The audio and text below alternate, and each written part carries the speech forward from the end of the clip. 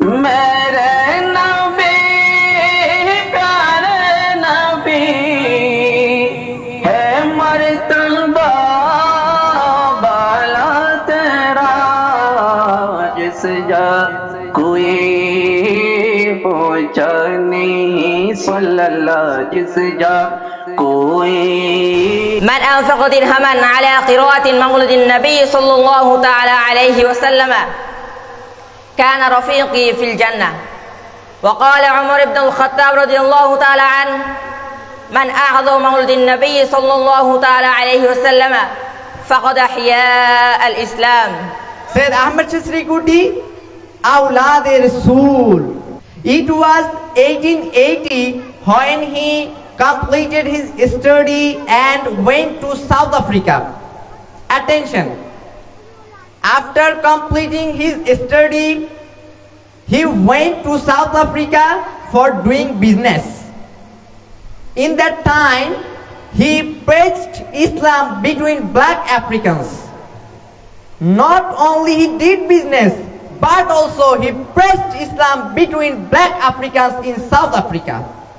After his son Hafiz Qari Sayyid Taib Shah Rahmatullah Alayhi, he established Gaussiya Committee. This program also arranged by Gaussiya Committee, Khagrasuri district. He started Jashn Julus Eid Miladun Nabi in 1974.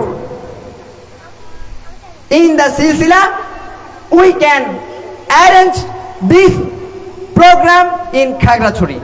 This all make us, teach us the main theme, the main message, the true message of the importance of Jamia and Sayyid Ahmad Shasrikuti radiyallahu ta'ala anhu. কে আল্লাহ রাব্বুল আলামিন শ্রেষ্ঠত্ব প্রদান করেছেন। আল্লাহ বলছেন আল্লাহ নবীর শানকে শ্রেষ্ঠত্ব প্রদান করেছে, নবীকে শ্রেষ্ঠত্ব দান করেছে। এবং আমি আপনি দুনিয়ার সমস্ত মানুষ যদি নবীর শান মান খাটো করতে চায় তাহলে খাটো হবে? কখনোই খাটো হবে না। আমরা এই যে নবীর শান মান যেগুলা রব্বুল আলামিন বর্ণনা করেছেন, আমার নবী হাদিসে পাকের মাধ্যমে আজমতে শান যেগুলা বর্ণনা করেছেন, উলামায়ে কেরাম হাজার হাজার মাহফিল হবে, লক্ষ লক্ষ মাহফিল হবে, লক্ষ লক্ষ বক্তা হবে, কোটি কোটি শ্রোতা শুনবে, কিন্তু শানে মুস্তাফা বাকি থেকে যাবে। সুবহানাল্লাহ বলেন না? আজমতে মুস্তাফা বাকি থেকে যাবে। নবীর শান বর্ণনা করে কেউ শেষ করতে পারবে না।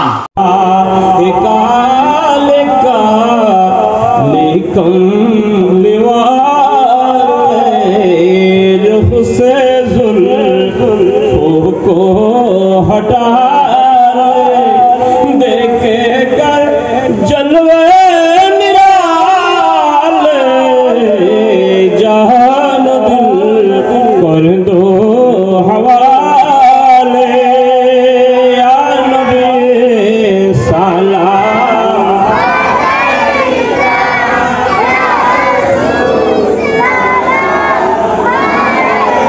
এগুলো মনকে নরম করতে হবে। আমার নবী সাল্লাল্লাহু আলাইহি ওয়াসাল্লাম যেটা বড় উদার, বড় সাকি, বড় নরম দিল ওরা। আর মাসি জিজ্ঞেস কেন কথা বলে? অনেক জায়গায় আমরা দেখি রেস্টুরেন্টের মধ্যে তাদের মেয়েদেরকে সাথে নিয়ে যায়, কিন্তু রেস্টুরেন্ট ভিতরে বসে না, বাইরে দাঁড় করে রাখে। এরকম মানুষ আছে না নাই? এরা কি মানুষ? সে আলা আলা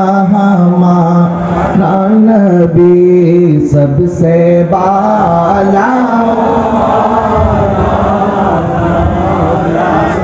আমি বলছিলাম নবীজি সাল্লাল্লাহু আলাইহি ওয়াসাল্লাম উম্মতকে এত বেশি মায়া করেন, এক বিদুর্মী ইসলাম কবুল করার ঘটনা সাহাবায়ে কেরামকে বলতেছে, জানো আমি কেন ইসলাম কবুল করেছি?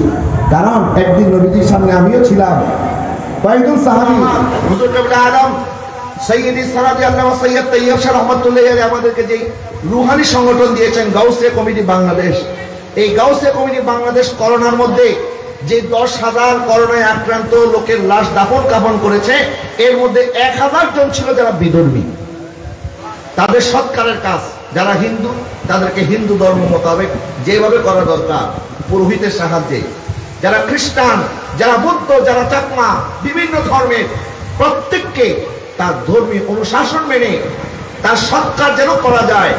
একটা মানুষ মারা যাওয়ার পর তাকে দুনিয়া থেকে সসম্মানে বিদায় জানানোর জন্য যেভাবে প্রয়োজন আমার গাউসে কমিটির ভাইরা সেইভাবে করেছে, আলহামদুলিল্লাহ বলেন না? এবং এখনো আমাদের গাউসে কমিটির সভা চালু আছে। বাংলাদেশের মধ্যে যখন কোনো দুর্যোগ দেখা যায়, যখন কোনো প্লাবন, ঘূর্ণিঝড়, বন্যা, বিভিন্ন সময় কিছুদিন আগে যখন ফেনী, তারপরে চট্টগ্রামের বিভিন্ন জায়গায় বন্যা হয়েছে, কোটি কোটি টাকার ত্রাণ নিয়ে আমার গাউসে কমিটির ভাইরা এগিয়ে এসেছে।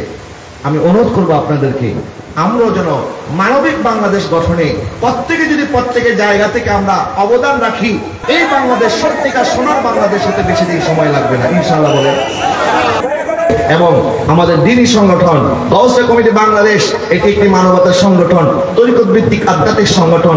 এই সংগঠনের সদস্য যারা আছে তাদের জন্য দোয়া করবেন এবং আপনারাও এই সংগঠনের তার কর্মসূচি যেগুলি আছে এই কর্মসূচিগুলির মধ্যে আপনারা নিজের অংশগ্রহণ করবেন। এবং বিশেষ করে এখানে যে মাদ্রাসা হচ্ছে, এই মাদ্রাসা এখান থেকে নবীর ওয়ারিস তৈরি হয়, এই প্রতিষ্ঠানকে সহযোগিতা করা আমাদের দরকার আছে কি নাই?